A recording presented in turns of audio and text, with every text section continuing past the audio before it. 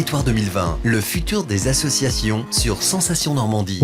Bonjour, bienvenue sur Radio Sensation.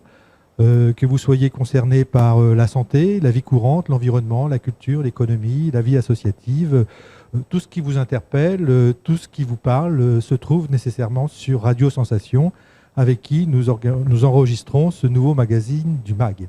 Le thème de cette semaine, on est avec Associations et Territoires, qui est un réseau associatif, un espace de recherche et de développement au service des associations et des territoires de Normandie. À quelques semaines des élections municipales et intercommunales, Associations et Territoires développe un programme appelé Territoire 2020, un programme qui tout au long de l'automne organise des rencontres locales pour réfléchir sur la place des associations pour l'avenir des territoires. C'est un programme qui est conduit avec le soutien de l'État dans le cadre du Fonds de développement de la vie associative, avec le soutien de la région dans le cadre du soutien aux têtes de réseau et de la métropole rouennaise en partenariat avec divers acteurs et notamment des acteurs locaux, avec ici notamment le réseau des MJC Normande et la MJC de Yvetot. J'allais dire Elbeuf, mais non, Elbeuf, ça sera dans 15 jours. Cette semaine, on va s'intéresser plus particulièrement sur l'engagement des jeunes sur les territoires périphériques. Ces territoires mi-urbains, mi-ruraux, qui se situent à proximité des centres métropolitains, que sont Rouen, Le Havre, Caen, voire même Paris. Pour nous accompagner dans cette réflexion, on va pouvoir s'appuyer plus particulièrement sur Nicole Gossin, qui est à ma droite, et qui est présidente de la commission prospective du Césaire, le Césaire étant le Conseil économique, social, environnemental de la région Normandie. Elle nous en dira peut-être deux mots tout à l'heure. Et aussi sur Vincent Binet, qui est coordinateur du réseau des MJC Normandes, et donc dont le siège social est situé pas loin d'ici, à Yvetot. Ce MAG est enregistré en public et nous donnerons bien évidemment la parole aux participants qui le souhaiteront. Aujourd'hui, on va plutôt s'adresser, ou plus particulièrement s'intéresser, aux objectifs du programme Territoire 2020, animé par Associations et Territoires. Territoire 2020, qu'est-ce que c'est et d'où ça vient? Vous allez tout savoir. Alors, Territoire 2020, ça s'inscrit dans l'agenda 2030.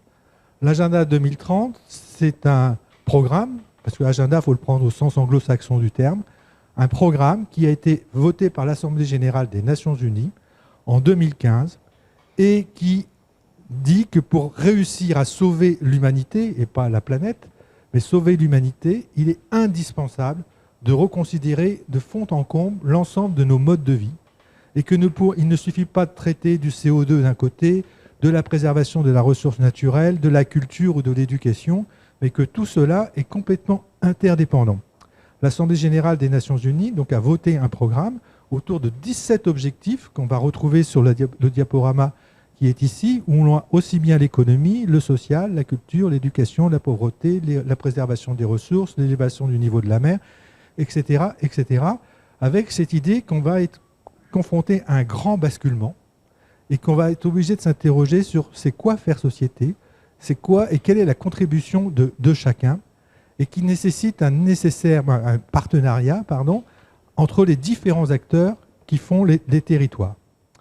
Alors, les communes et les intercommunalités, et là on fait le lien avec les élections municipales, vont être en première ligne, parce que c'est le véritable enjeu des élections municipales du mois de mars prochain.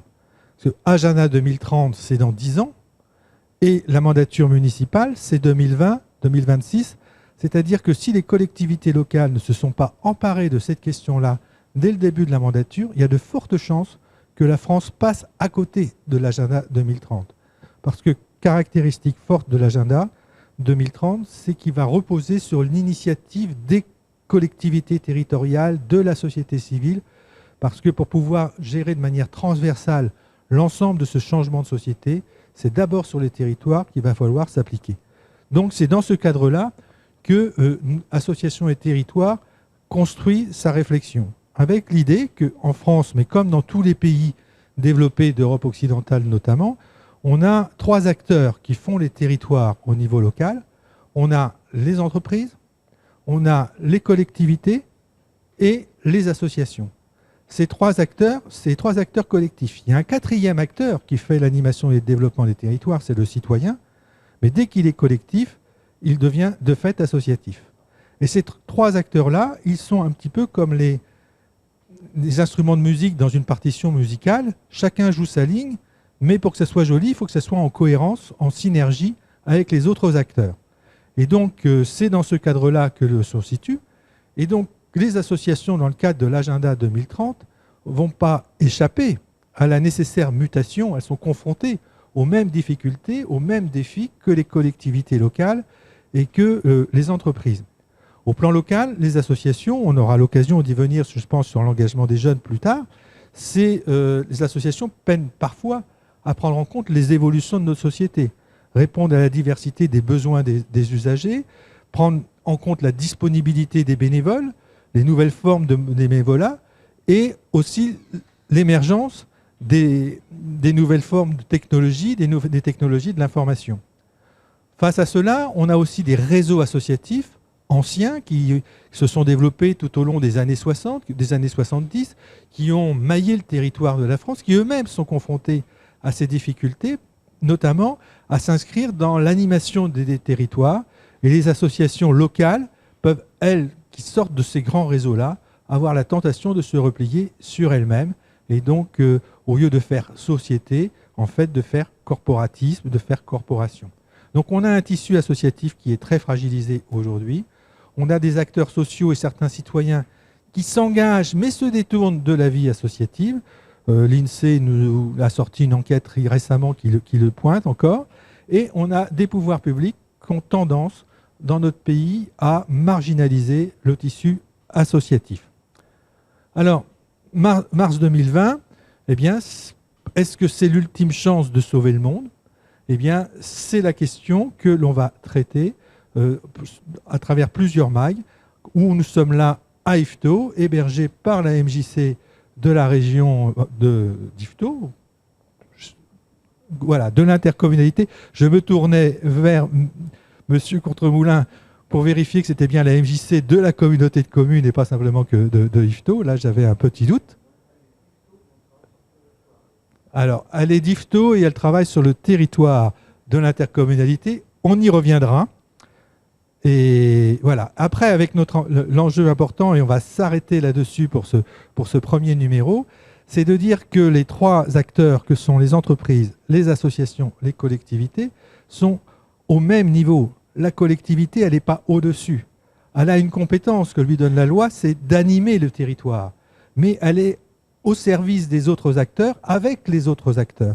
Et en France, on a une difficulté, c'est que si on a un dialogue qui existe entre les collectivités et les entreprises, si on a un dialogue qui peut exister entre les collectivités et les associations, le dialogue entreprise-association est beaucoup plus rare, et le trilogue, le dialogue entre les 3, il est quasiment inexistant, et notamment dans la région Normandie.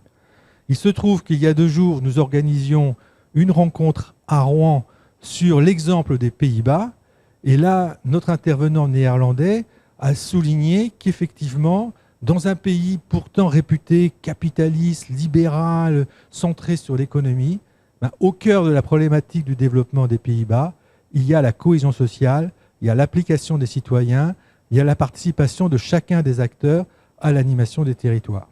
Donc, il me reste à vous dire que vous pourrez retrouver sur radiosensation.com ces mags à .fr. On me dit en régie que c'est pas .com, que c'est radiosensation.fr. Et donc, ça sera diffusé dans le cadre du MAG à 13h30 chaque jour et à 20h chaque jour. Et que dès le début de la semaine prochaine, ça sera disponible sur l'ensemble des réseaux sociaux, sur les plateformes comme YouTube et sur notre site internet associationnormandie.net, celui-ci. Il me reste à vous dire au revoir et à bientôt.